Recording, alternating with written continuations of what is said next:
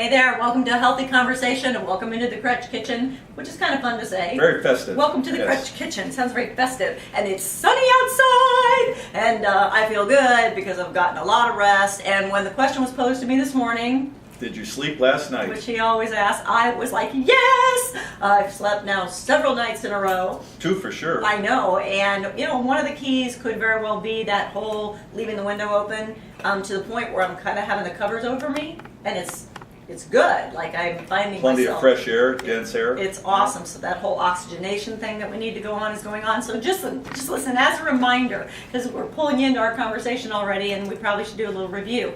A few weeks ago, we shared how a nurse's health study proved that sleep deprivation could be why you're not able to lose weight. It actually can be why you're gaining weight. So sleep deprivation means if you can't get to sleep, if you wake up and stay awake for a long period of time, or if you just keep waking up multiple times at night, any of those can be considered sleep deprivation. And 15% of the people in that study actually ended up obese.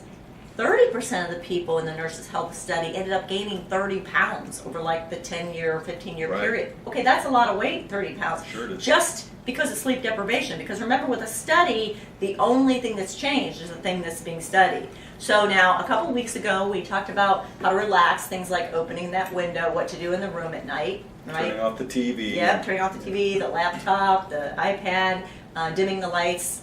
The hot bath you talked about. So you want to learn how to capture relaxation, if you will, because that's going to help you sleep. Then last week we talked about positive self-talk and positive attitude and building belief and many other things you can do to just feel good about who you are, because that helps you sleep.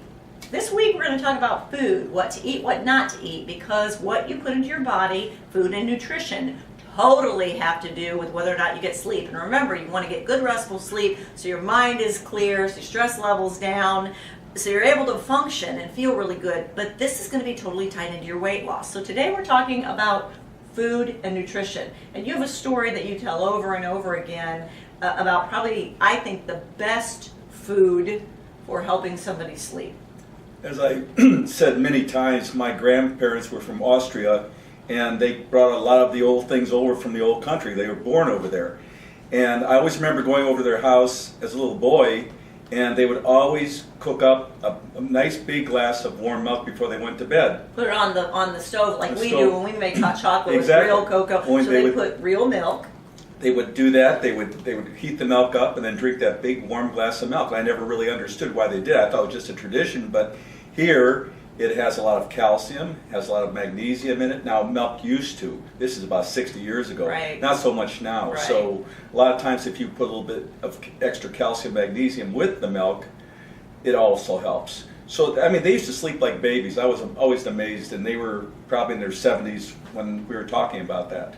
So there really is truth to that whole have a glass of warm milk before you go to bed. Now, if you're not a milk drinker and they don't want to have a glass of warm milk, some time ago with my husband's help, I came up with a concoction. We actually call it the concoction. And if I've not slept well or I'm anticipating not sleeping well, he'll say, make sure you take the concoction tonight. Take the stuff, yeah. Take the stuff. So the concoction, if you're having trouble sleeping, this is absolutely going to help. Now, John talked about magnesium. You can just take a magnesium, and if they're going to take a magnesium, how much should they take?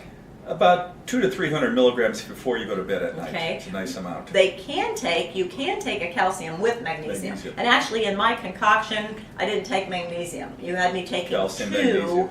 of, how many units are in this one? You were probably getting about 200-300 milligrams of calcium and about half that much of magnesium. Okay, so I would take 2 of those. And then Relora, you've heard us talk about Relora before. I would take 1 to 2 of those, depending upon how much I needed to sleep. And again, melatonin, typically 1, but about 3 milligrams of but melatonin. could be 2. So to me, this is the secret ingredient. This is the secret concoction. Now, what I think might be the secret ingredient, because when I travel, I've taken these supplements with me, but I haven't always had the tea. Now, again, there's no magic potion here. This is a Celestial Seasonings. It's called Sleepy Time. It looks like the one we bought most recently is called Sleepy Time Extra. And it's Sleepy Time tea. When you take these 3 supplements and have a cup of this tea before going to sleep, I promise you, you almost can feel your body just starting to relax.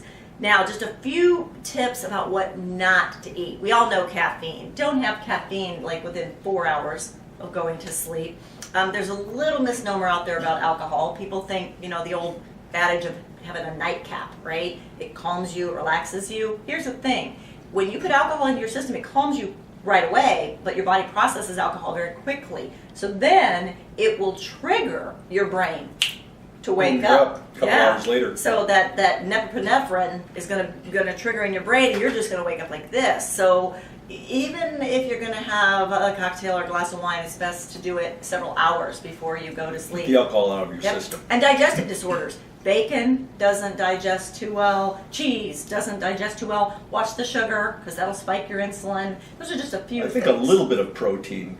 I mean, you don't want to eat a big steak before you go to bed at But night. having some protein before you go to sleep, that's true, because especially tryptophan, if somebody had like turkey or some things with tryptophan in it. So really, the foods you eat have everything to do with whether or not you sleep. So eat the right foods, stay away from the wrong foods, use the concoction if you need to, and wake up to a morning like this. Morning sunshine. Right? Good for Morning your soul. sunshine gets the body going, gets the temperature up, so that at night when the temperature needs to drop, so that you need to get sleep, you can do that. And that's what we'll talk about next week. How the right exercise at the right time will actually help you sleep better. Exercise, that's something you and I have in common. Yes. Yeah, for a few years now.